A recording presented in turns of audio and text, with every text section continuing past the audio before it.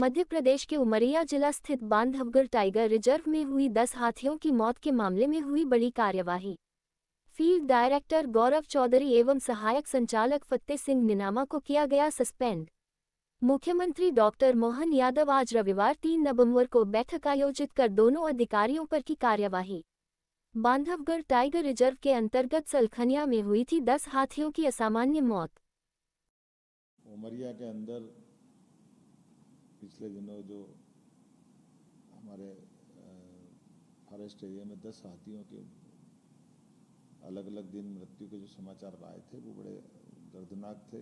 शासन ने पूरी गंभीरता के साथ इसमें अपने वन मंत्री श्रीमान दिलीप अहिरवार जी और वरिष्ठ अधिकारियों को भेजा था। उनसे प्रारंभिक जो रिपोर्ट प्राप्त हुई है उसमें अभी तक की जानकारी में कोई अलग से कीटनाशक या कोई ऐसी घटना जिसमें कोई दूसरा पक्ष इन्वॉल्व हो अभी तक तो नहीं आई है, लेकिन पोस्टमार्टम की रिपोर्ट अब अभी 2-3 दिन में आना बाकी है।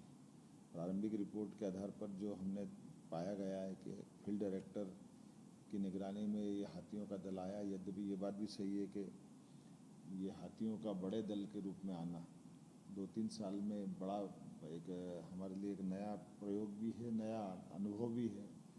अब ये बड़ी संख्या में हाथियों का आना और ख़ास करके सीधी उमरिया इस जिलों में बड़ी पैमाने पर इनकी अपनी मौजूदगी दिख रही है। ऐसे में हमारे सभी डायरेक्टर या फील्ड के अफसरों को सतर्क और सजग रहने की ज़रूरत है।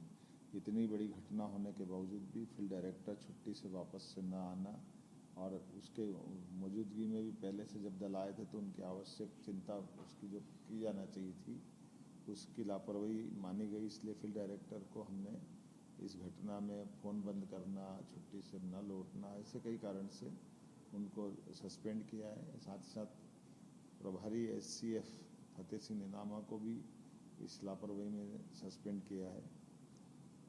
ये बात भी सही कि हाथी के लिए हमारे जो बांधवगढ़ और बाकी जितने भी रिजर्व फॉरेस्ट हैं वो बड़े आकर्षक स्थिति में है, क्योंकि हमारा जो अंदर का प्रबंधन बहुत उत्तम प्रकार का है। इसलिए अब हाथियों के दल ने जाना बंद कर दिया। पहले वो छत्तीसगढ़ से अन्य राज्यों से आते और चले जाते थे, लेकिन अभी मान के चल रहे हैं कि यहाँ बड़े पैमानों पे हाथियों ने डेरा डाला है जो मध्य प्रदेश की बाकी फॉरेस्ट की गतिविधि का एक हिस्सा बन गए। ऐसे में स्वाभाविक रूप से हमको इनका स्थायी प्रबंधन के लिए विभाग शासन के स्तर पर ये निर्णय कर रहा है कि हमारे लिए हाथी टास्क फोर्स बना करके इनके हमारे बाकी वन्य प्राणियों के साथ उनको कैसे क्या क्या करना चाहिए, कैसे कैसे सावधानी रखना चाहिए, इसलिए एक दीर्घकालीन योजना बनाने का भी हमने निर्णय किया है, जिसमें अन्य राज्यों की बेस्ट प्रैक्टिसेस को शामिल किया जाएगा। और जो हाथियों के बड़े राज्य हैं एक तरह से कर्नाटक और केरल, असम, यहाँ हम अपने अधिकारियों को भेजेंगे ताकि सह अस्तित्व की भावना के आधार पर हाथियों के साथ बफर एरिया, कोर एरिया में बाकी का जनजीवन भी प्रभावित नहीं हो और हाथियों को भी कोई सुरक्षा में खतरा नहीं हो। इस पे हमने गंभीरता के साथ विचार किया है।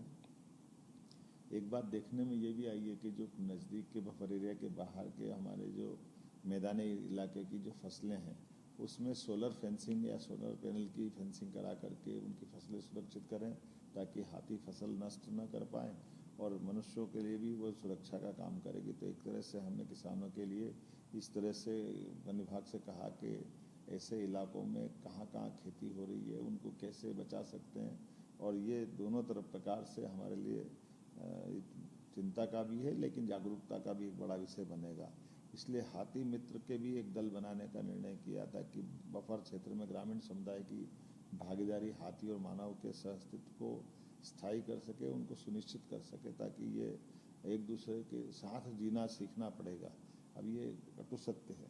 इसीलिए इन व्यवस्थाओं के आधार पर जो घटना घटी है इसमें हमने अपने अभी जनहानि को लेकर भी 8 लाख रुपया प्रति व्यक्ति जो हम देते थे उसके बजाय 25 लाख रुपया प्रति व्यक्ति की प्रारंभ करने का निर्णय किया। जो 2 व्यक्ति के साथ दुर्घटना घटी है उनके अभिभावकों को भी हमने ये इस व्यवस्था से जोड़ा है।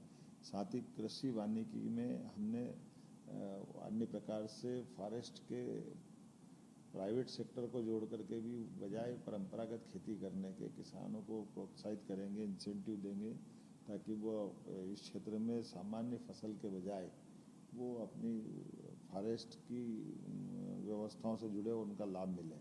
एक और बड़ी बात है कि जो अकेला हाथी घूमते हैं या ऐसे जो दल से अलग अलग हिस्से हो जाते हैं, तो इनको रेडियो टैगिंग का भी निर्णय हमने किया है ताकि हाथियों की गतिविधियों को नज़र में रखा जा सके, ट्रैकिंग किया जा सके, ताकि आने वाले समय में भविष्य में ऐसी कोई घटना ना हो। इस संबंध में हमारी अपनी ठोस कार्रवाई के रूप में सामने आएगी। हम और ऐसे कई उपायों के लिए कई विशेषज्ञों को बुलाना चाह रहे हैं जो इस घटनाओं की पुनरावृत्ति होने से रोकने में मदद करेंगे।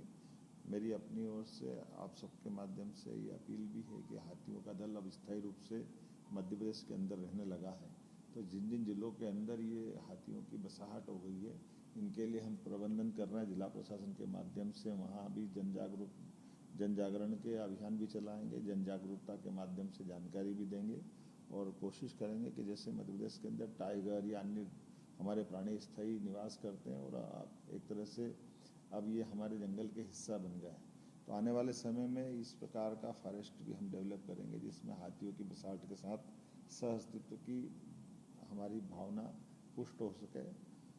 मैं अपनी ओर से सरकार के नाते से इस बात के लिए मैंने वन मंत्री भारत सरकार से भी बात की है कि वो इस संबंध में हमारा मार्गदर्शन करें ताकि हमारा फॉरेस्ट विभाग इस संबंध में और ठोस कार्रवाई किस प्रकार से करे। मैं उम्मीद करता हूं कि दोबारा ऐसी घटना न होगी। इस घटना का मुझे भी दुख